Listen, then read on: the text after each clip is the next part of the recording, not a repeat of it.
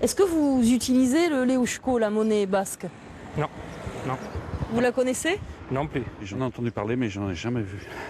Personne ne sait exactement de notre génération, peut-être les jeunes ne suivent plus, mais de notre génération, à quoi sert exactement cette monnaie.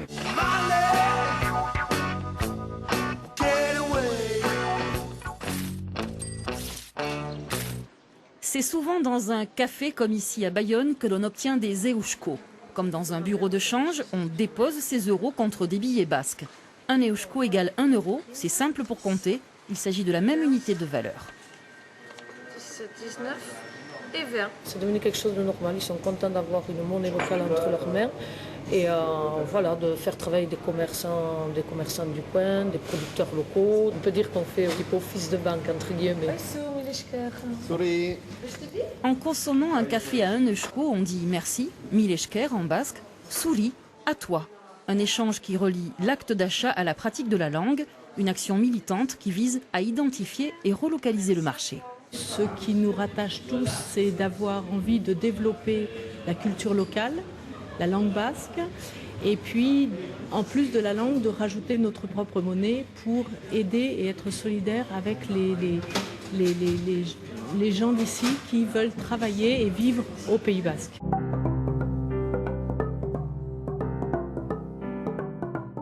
Créé le 31 janvier 2013, l'eushko est le fruit de l'investissement d'une association Euskal Moneta, la monnaie basque. En 1 an et demi, les responsables ont convaincu 500 commerçants et 2800 utilisateurs. Une progression qui place le petit billet en tête des 26 monnaies locales de France. Et consommer local serait écologiquement correct. C'est un peu, comment dire, un retour à la normale après une période d'extrême ouverture et de mondialisation où on est passé d'un stade, on va dire, bienvenu à un stade complètement aberrant où on fait venir tout de n'importe où et n'importe quoi, donc avec des problèmes de qualité mais aussi des problèmes de transport qui explosent avec des fortes émissions de gaz à effet de serre, notamment par le transport routier. Donc relocaliser l'économie, c'est avant tout favoriser les échanges locaux. Mais quel est l'intérêt d'acheter en eushko? C'est parti pour une leçon d'économie. Moi, par exemple, je t'achète ta production, et donc elle rentre ici dans ce qu'est le PIB du territoire. Le PIB du Pays Basque, il y a eu un échange pour un, donc ça rentre dans le PIB du territoire. Donc quand tu achètes sa production à Inicé, voilà, ça rentre dans le PIB également, et tu m'achètes ma production que tu mets aussi dans le PIB. Et combien ça a coûté à chacun d'entre nous, à la collectivité? Ben, ça n'a rien coûté parce que j'avais un eushko au début de l'année et à la fin de l'année, j'ai récupéré mon eushko, donc personne n'a rien perdu, on a produit de la richesse. Moi, je t'achète ta production en euros cette fois-ci. Donc voilà, tu me la donnes, ça rentre dans le PIB. Et toi, au lieu d'acheter à Inicé, tu vas acheter à quelqu'un qui est dans notre territoire ou qui a un produit qui vient de très très loin, ou tu vas le mettre en banque pour garder tes sous parce que tu veux thésauriser, tu veux faire que ça rapporte de l'argent. Donc tu sors du jeu en fait, du coup. Et là, à la fin de l'année, ben, qu'est-ce qui se passe? Comment est-ce qu'on a produit des richesses? On a produit une unité de richesse seulement dans le PIB du territoire. Et combien est-ce que ça a coûté? Ben, moi, ça m'a coûté 1 euro, j'avais 1 euro, je ne l'ai plus. J'ai toujours ma marchandise sur les bras et j'ai perdu 1 euro. Démonstration faite, le procédé paraît évident et l'on se demande pourquoi on ne le développe pas davantage. Mais quid alors de l'utilisation des euros? Il ne faut pas croire, et d'ailleurs les promoteurs de l'eushko ne disent pas cela, que ça va remplacer les monnaies officielles, que ça va remplacer l'euro. Non, ils l'appellent monnaie locale complémentaire. Et il y a 3 mots qui ont toutes leurs importance. Monnaie, comme je viens de le dire, pour retrouver le lien social. Local, parce que ça vise à recréer une région cohérente. Et complémentaire, parce que c'est adossé aux monnaies officielles, dont on ne peut pas se passer. Monnaie complémentaire, la nouvelle devise basque, fidélise une clientèle solidaire. Elle n'attire pas que des petits commerces, boulangeries, cafés. Elle séduit désormais des professions libérales, médecins ou pharmaciens. Les bons plans fleurissent sur le net avec des promos spéciales eushko. Exemple avec cet opticien bayonnais qui a saisi le filon.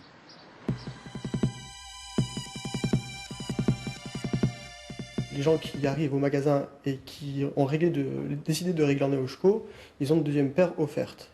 Voilà. Donc l'intérêt, c'est évidemment de dynamiser le commerce de proximité et de faire revenir les gens dans le centre-ville qui ont tendance un peu à partir dans les centres commerciaux. Certaines PME décident d'entrer dans le jeu. Collectivité Service compte une vingtaine de salariés. Solidaire, le directeur bayonnais, temporise. Ça fait qu'un an que l'Eusko existe, donc il faut être très réaliste. Bon, à mon échelle, c'est plutôt un bilan d'un point de vue économique modeste, c'est-à-dire c'est un chiffre d'affaires confidentiel. Pour autant, ce chiffre d'affaires confidentiel, il est mieux dans ma poche que dans celui d'un concurrent. Ça permet d'expliquer la valeur ajoutée qu'on peut amener sur un territoire. Donc voilà, alors effectivement c'est une goutte d'eau modeste, mais je pense que ça a du sens.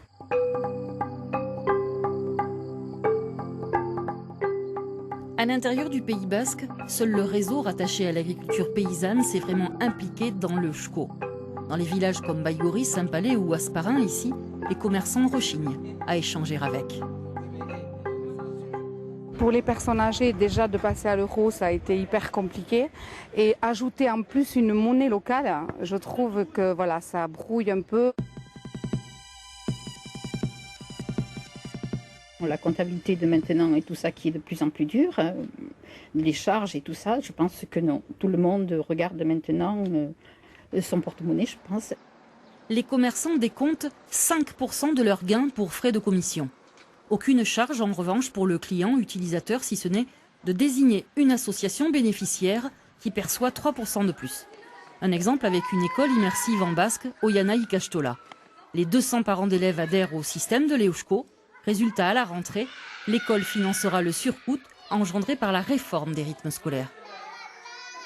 Dans notre recherche et dans notre programmation budgétaire pour aider à la mise en place de ces 4 jours et demi, nous on pense que c'est intéressant de pouvoir faire rentrer l'Eusko et l'argent de l'Eusko dans notre budget. 18 mois après le lancement, 340 000 Eusko sont aujourd'hui en circulation au Pays Basque. L'idée, c'est de l'ancrer un peu plus. Ça pourrait être 1 Eusko par jour, 30 Eusko par mois. Si chacun fait ça, on multiplie par 3 tout ce qu'on a déjà fait en un an. Les instigateurs planchent à présent sur la création d'une monnaie électronique.